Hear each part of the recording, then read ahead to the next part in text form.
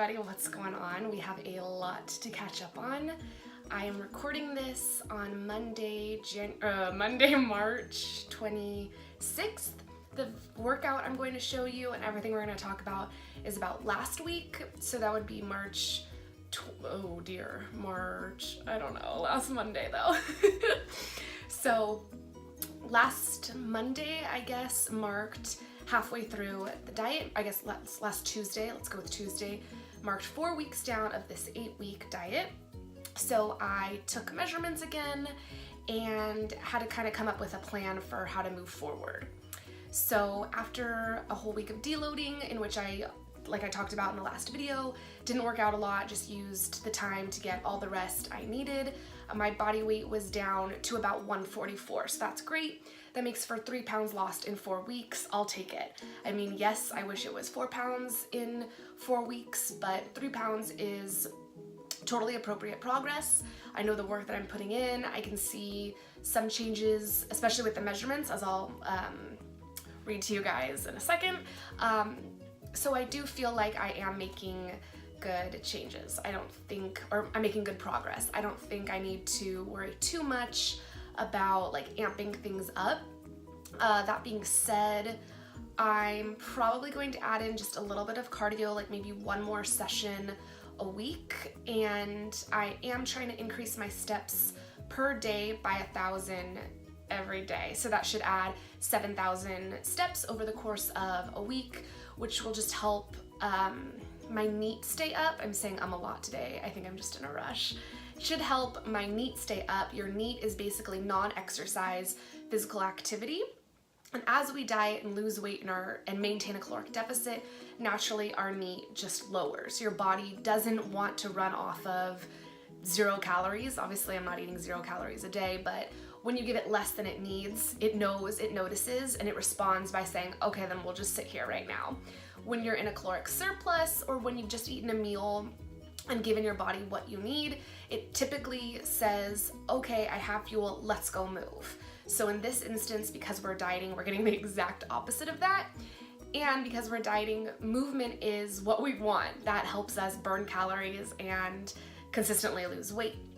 So if my NEAT drops, that can lead to maybe a weight loss stall, or maybe just progress slowing down. So in order to keep the progress up, because I really don't want what happened in week 4 of my last workout cycle to happen again, especially because Kelsey's wedding is at the very end of week 4. So I don't want to go into that feeling puffy and big and weighing in heavier and holding water more than I need to, when that's exactly the opposite of what I'm trying to go for. So increasing my steps and adding 1 cardio session is about where I'm at in terms of changing things up to go through these next 4 weeks, which is now 3 weeks because it is Monday morning right now. Okay, so I did take measurements on Tuesday, since that was the beginning of my workout week. Now I'm starting my workout week on Monday, just because I need to make sure I get all of my weight workouts done by Friday. I hope we're all following that, because I feel like I've said workout and week and weights a lot in the last 30 seconds. Okay, so I did take measurements on last Tuesday, and I am so happy that I did, because I mean, yes, the 3 pounds is good and I do feel great about it, but honestly, these measurements make me feel even better. Like, I'm more excited about what the measurements are telling me than I am about what the scale is telling me. And that's important for a couple of reasons. One being that there are multiple ways to track progress, and it's not just your scale weight. Scale weight is important, so don't let people, minimize that too. You're not always going to be changing body composition just because your weight is staying the same or it's not moving as fast as you'd like to. And the only way to know that your composition is changing is to be measuring in different ways. So circumference measurements are good to be able to tell that the composition of your diet, or that your body is changing, and then body fat measurements are going to tell you like actual composition of your body. So how much is fat and how much is muscle. Obviously all of those have their pros and cons, but it is just another measure of progress, and what we're looking for really is trends, not necessarily accuracy. So what I mean by that is I could step on a scale that says today I weigh 150 pounds, and maybe I really don't. I should be weighing like 144, 143 pounds about now. But so long as that scale continues to go down over time, it's not really reading my weight accurately, but it's giving me what I want, right? I want to lose weight, and I'm losing weight as long as it goes down from 150. So same thing with the body fat measurements.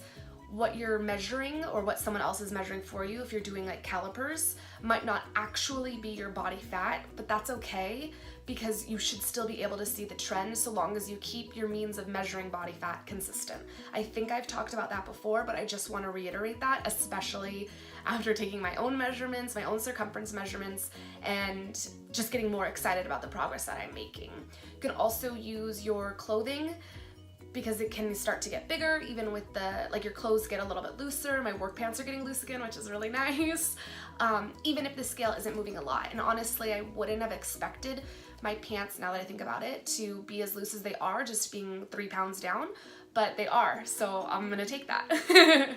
Okay, so measurements. My quad measurement is down 1 inch. So originally I measured it at 22 inches. We're now at about 21 inches. My hips are measuring 38.5. That's down at 1/2 inch. Honestly, that's the most difficult one for me to really read because I am doing the Gorgeous Glutes program from Brett Contreras. So I don't know if I want my hips to go down or up or stay the same or go down but not go down too fast. I'm not really sure. I think maybe pictures are gonna be better for figuring out if I like the progress my glutes or my butt or my hips are making. So there's another good reason to take photos and another means of progress. I try to tell my clients to take a photo at least every 4 weeks. Just really helps because when you look at yourself in the mirror every day, it's really hard to see if anything is changing. But when you can look at a photo from 4 weeks ago or 8 weeks ago or 12 weeks ago and compare it to what you see now or a photo you've taken now, then the change becomes a lot easier to visualize. Okay, my waist. So I'm just measuring the smallest part of my waist is at 27.75 inches. Originally we measured that at 29, so that's down 1.25 inches. That's awesome, I will take that. My shoulders are at 42.5, originally measured at 44. Honestly, it's still tricky to measure my own shoulders, but I think I was just as bad at taking the measurement this time as I was last time, so again, it's the trend, not necessarily the exact number. So I've got those at 42.5, which would be down 1.5 inches, which seems normal for 4 weeks of dieting. And my biceps stayed exactly the same, which is okay because I kind of like them to be bigger. So if they stay the same and everything else gets smaller, then they're gonna look better. And that's kind of the goal too, right? I don't wanna just lose weight, I wanna look better. Okay, so the workout I'm gonna show you is from Monday. I'm now 2 weeks through the Gorgeous Glutes program, so I'll update you guys on that in 2 weeks, and hopefully I can film another video soon. Not hopefully, I will film another video soon to give you guys a recap on this past weekend. It's really hard to keep with the timeline here, I'm sure, because I messed up and I really should have filmed this a lot earlier. I'm trying. I'll be better. Okay, then make sure you give this video a thumbs up if you like what we covered today. If there's anything else you guys like me to talk about, like anything, just let me know and I'll gladly talk about it. All right, until very soon next time.